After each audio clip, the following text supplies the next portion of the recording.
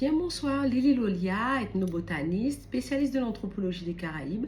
Je voudrais partager le fruit d'une réflexion avec vous et ça pourra servir, j'espère, je l'espère du moins, à d'autres personnes ou d'autres se reconnaîtront peut-être aussi dans cette expérience et d'autres personnes qui veulent se lancer ou qui ont des choses à partager, ont des choses à donner, ont des choses à transmettre, mais qui n'osent pas ou qui ne peuvent pas simplement parce qu'ils sont paralysés par leur propre situation. Et c'est vrai que quand on a quelque chose à partager, quelque chose à dire, et on a la force et la protection de ça qui puis grand passé nous, pour pouvoir partager ces choses-là, il n'est pas rare d'être confronté à certaines choses. Surtout, par exemple, dans mon cas, Lily, tout le monde m'a appelé Lily, tout le monde me connaît sur ce nom-là. Donc, du coup, mon prénom, mon nom, mon surnom d'enfance est devenu comme une marque personnelle. C'est-à-dire que ma vie privée n'est pas dissociée de Lily Lolia et c'est devenu toute ma vie. Ça a toujours été toute ma vie parce que tout ce que je fais, que je partage avec vous est une passion. C'est un vrai désir, c'est une passion, c'est un kiff, franchement, fondamentalement. Mais c'est vrai que on se retrouve à devoir gérer à certaines phases de sa vie des choses fâcheuses ou bien par exemple, je prends un exemple tout con. Vous avez un environnement familial, amical, les gens ne viennent pas vous voir pour les mêmes raisons. Là où avant les gens vous contactaient quand ils ont un coup à partager, quand ils veulent passer un bon moment, là ils vont vous contacter uniquement quand ils ont un problème. Ça arrive souvent qu'il y a des gens, la plupart des gens de ma famille, quand ils me contactent, c'est parce qu'ils ont un problème. Mais par contre, pour boire un coup, etc., c'est fini. C'est aussi le cas de beaucoup d'amis qui ont changé leur rapport avec moi, alors que je pense être restée la même. C'est peut-être pas le cas, parce que forcément, si on veut atteindre certains objectifs, tout y a un prix. À rester dans une situation, comme j'aime à le dire, mais aussi à changer de vie, il y a un prix à payer. Et en fait, forcément, dans ce prix à payer, j'ai dû m'échanger ou mettre des choses à côté. Et ça, c'est clair, c'est net, c'est évident.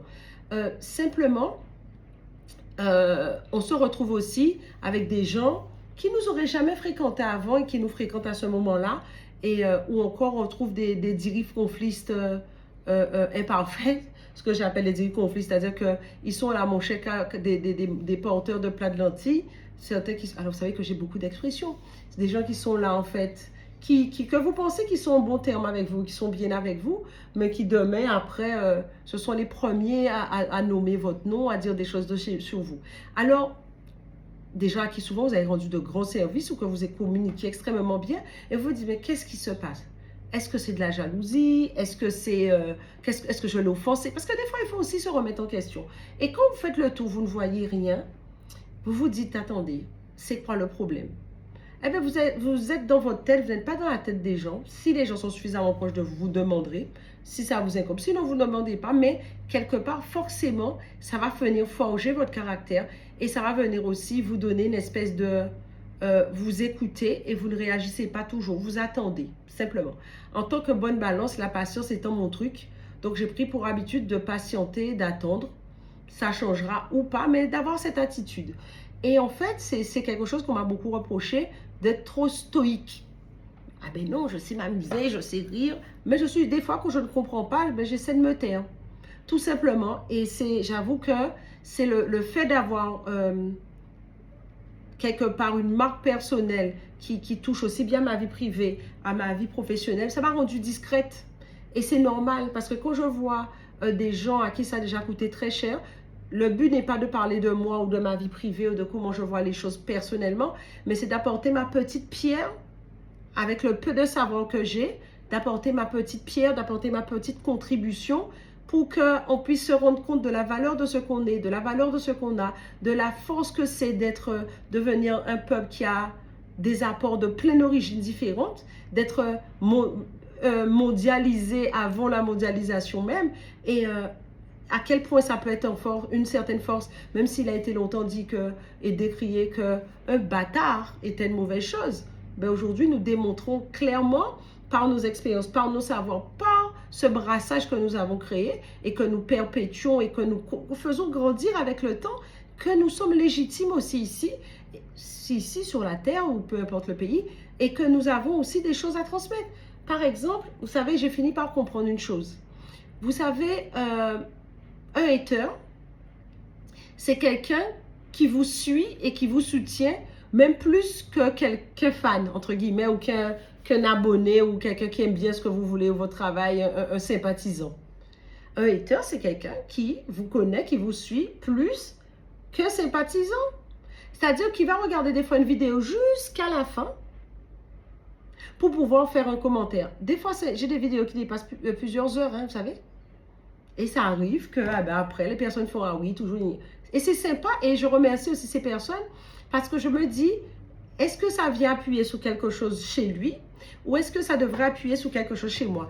Comme moi-même, je suis une dirigonfliste, s'il y a des choses qui peuvent, même si c'est caricaturé, mais qui peuvent faire gonfler mon riz, j'apprends de tout le monde, oui. Et des fois même, je préfère même des commentaires qui ne me caressent pas dans le sens du poil parce que ça me permet de m'améliorer, ça me permet d'avancer. Alors bien sûr, évidemment, il faut que ce soit objectif, il faut que ce soit étayé, il faut que ce soit expliqué. Mais sinon, c'est quelque chose qui me va mais très très bien. Et quand je partage certaines choses, vous savez, quand j'explique qu'il y avait une habitation qui s'appelait Dotema, je parlais de ça aujourd'hui avec quelqu'un qui me dit, mais Lydie, il faut absolument que tu en parles dans une vidéo. Il y avait une habitation aux Abîmes qui s'appelait Dotema et c'était une plantation post-esclavage et où les gens venaient travailler. Mon arrière-grand-mère étant début du siècle dernier, ses parents, c'est où ils se sont rencontrés.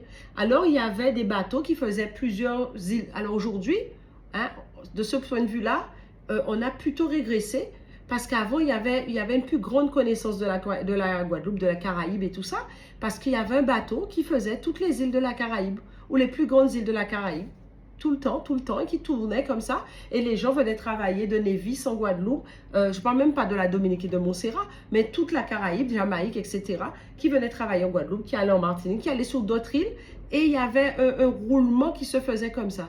Aujourd'hui, si vous voulez aller, par exemple, comme disait cette personne, à la Grenade, de la Guadeloupe, je vous dirais simplement bonne chance. Il y a des lignes maritimes telles que l'Express des îles, sans faire de commentaires, je parlerai d'une autre compagnie aussi, FRS Express des îles, qui fait Guadeloupe, Dominique, Martinique et Sainte-Lucie, et de temps en temps Antigua et Montserrat. Mais il y a une compagnie aussi anglophone dont je n'ai pas le nom, qui vient pas en Guadeloupe, mais qui va à la Dominique, donc juste à côté, et qui fait une rotation de quelques îles anglophones. Donc, bon, après, le canal de la Dominique et le canal entre la Dominique et la Guadeloupe, je vous dis bon courage, mais ça se fait. Hein. Donc, s'il continue à le faire, c'est que c'est faisable et que ça marche. Mais ce type de rotation à grande échelle, comme ça se faisait avant, ça ne se fait plus. Mais ça a permis des mouvements de population. Vous savez, nous avons plusieurs apports dans la Caraïbe et plusieurs apports communs, que ce soit l'apport amérindien, que ce soit l'apport européen, que ce soit l'apport africain. Alors après, il y a bien sûr les apports asiatiques avec l'Inde, le Vietnam, la Chine, tout ça qui sont venus un peu après. Mais malgré tout, ne serait-ce que basiquement, il y a déjà tout ça.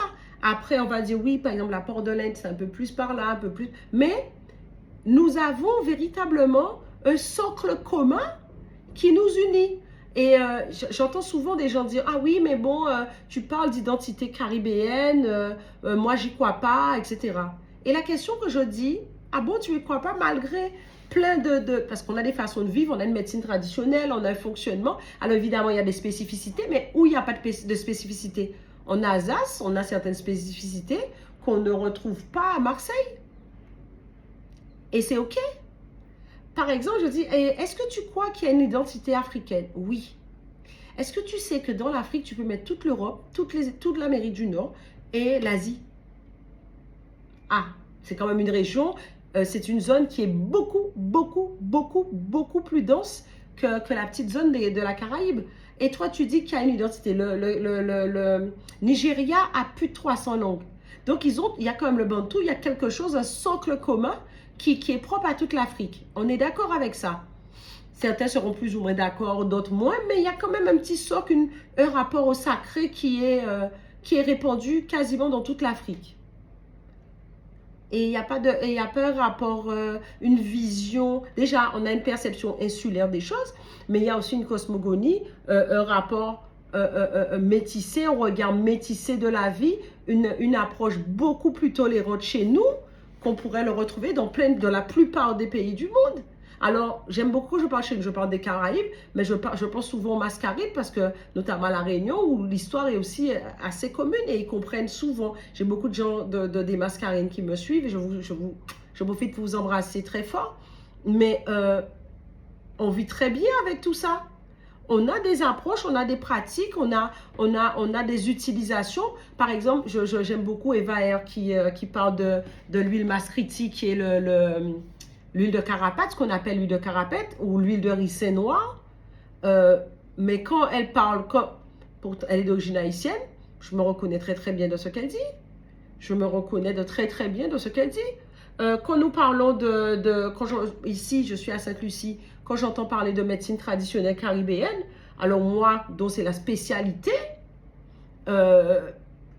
mais je reconnais très clairement, même si il y a certaines îles qui ont une spécificité de ci, une spécificité de ça, un peu plus de ci, un peu plus de ça, mais ça ne fait pas, ça n'empêche pas que nous ayons une petite vibration et des choses communes qui nous ont nourris. Et partout, il y a des spécificités. Vous retrouvez par exemple à Fort-de-France, le Lorrain, il y a des spécificités différentes parce que déjà le paysage est un peu différent et il y a des petites variations de l'histoire qui font que ce sont des gens un peu différents.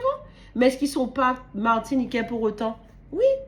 Donc, nous sommes bien sûr Guadeloupe, Martinique.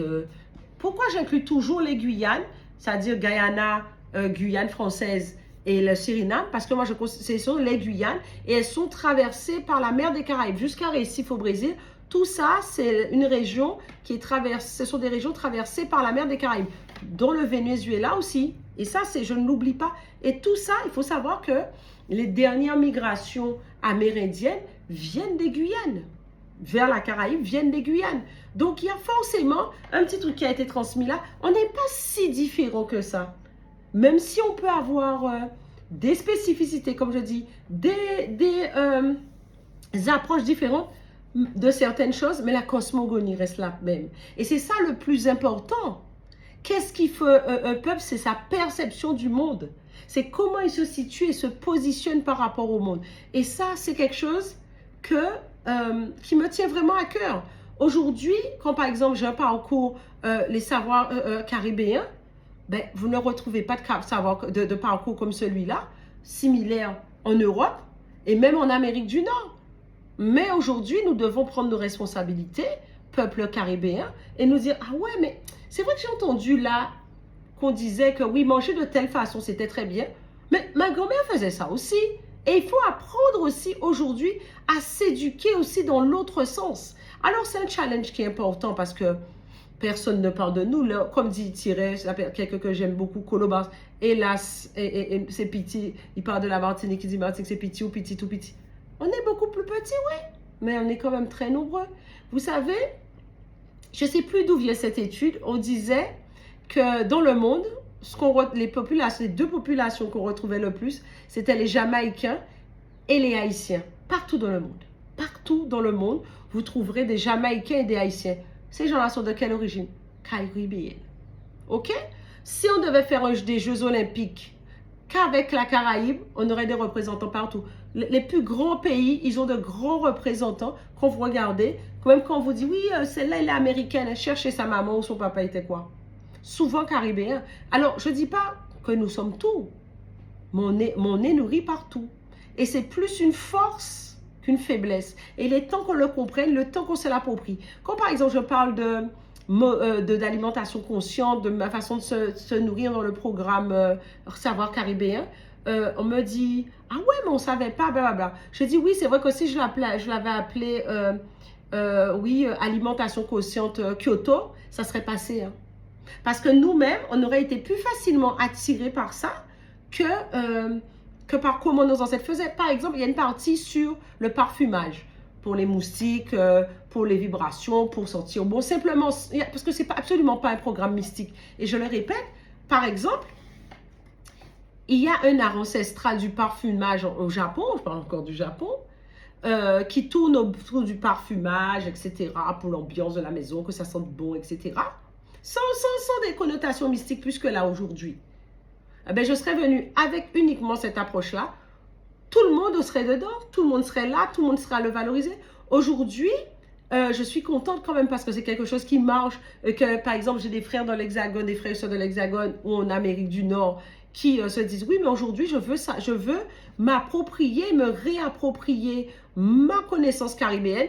Évidemment, il y a des approches New Age, les pop évoluent, machin. J'ai appris beaucoup de choses, mais j'ai eu un témoignage me disant que oui, le New Age, tout ça, j'ai appris beaucoup de choses. Mais au final, je me suis rendu compte qu'on a des choses plus puissantes, alors que c'est super. Mais il y a aussi des choses qui matchent avec nos propres origines. Mais peu importe ta religion, ta croyance, tes pratiques, une chose que tu dois comprendre et entendre, tes savoirs et savoir-faire ne vont pas à l'encontre de ta religion. Alors, il y a des choses que tu prends, que tu acceptes clairement. Il y a des choses que tu rejettes et ça s'entend. Mais ça, c'est valable pour tout. Mais il faut que tu te dises et que tu arrêtes, peu importe l'endroit où tu es aujourd'hui, de te culpabiliser sur ça. Par exemple, pendant longtemps, j'ai toujours entendu dire oui, non, les trucs d'ancêtres, c'est pas top et compagnie. Quand j'ai appris qu'il y a des rencontres qui se font dans des rassemblements catholiques, ben, qu'on appelle, je ne sais plus comment ça s'appelle, mais je sais que c'est des rencontres intergénérationnelles pour parler des problèmes et des non-dits dans les familles, etc. Moi, j'appelle ça constellation familiale. Hein. Quelle est la différence? Mais peu m'importe aujourd'hui, que ce soit transgénération, psychogénéalogie, constellation, peu importe le nom qui sera donné à toutes ces choses-là, la chose qui est intéressante pour moi aujourd'hui est que ces savoirs remontent au goût du jour. Elles ont toujours existé. Hein. En Afrique, ça a toujours existé, la place des ancêtres. Et en Asie aussi, notamment. Mais qu'aujourd'hui, que cela reprenne une certaine place avec ce qui est l'approbation de l'Église pour que certaines personnes puissent se dire, OK, ben ça, c'est leur histoire. Mais moi, je salue malgré toutes ces démarches-là parce que si ça permet aux gens de se réconcilier avec une partie d'eux-mêmes, si ça permet aux gens d'être en paix, d'être moins dispersés, un peu à gauche, un peu à droite, mais jamais dans ce qu'ils sont véritablement. Si ça permet aux gens d'être en paix, d'être sereins et d'être heureux, mais peu importe, nous sommes des dirigonflistes, quoi. C'est une très bonne chose. Donc, je voulais partager cette réflexion avec vous aujourd'hui et suite à cette discussion, parce que j'avais promis à cette personne de faire cette vidéo. Voilà, chose faite. Donc, je voulais partager ça. Si vous voulez plus d'informations sur les savoirs caribéens, vous trouverez en descriptif des informations. Et me reste plus qu'à vous dire protection de nos ancêtres méritants et de vous embrasser, peuple du soleil, et de vous dire à dans notre soleil.